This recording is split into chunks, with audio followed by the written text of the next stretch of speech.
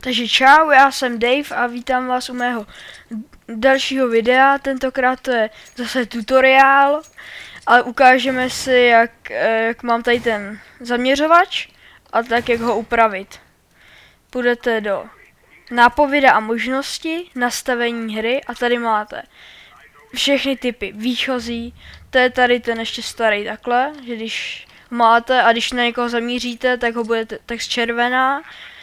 Potom je tady zase nastavení hry, pak je výchozí statický, to je ten, co používám já. Takhle ten se neroztahuje nic, ten je podle mě takový nejlepší. A potom, ne, jsem špatně udělal, nastavení hry, klasický. To je takovýhle, že se trošičku roztahuje. Potom je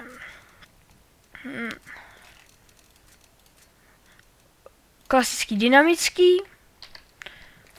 Musíme počkat chvilku.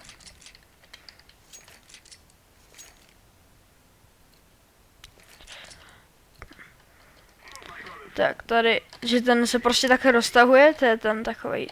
To používá hodně lidí, trochu se roztáhne. A ne. A poslední je tady ten klasický statický a ten se neroztahuje. To je něco takového, co používám já. Takže doufám, že jsem vám pomohl. Kdybyste chtěli to takhle změnit, tak si to určitě změňte a čus u dalšího videa.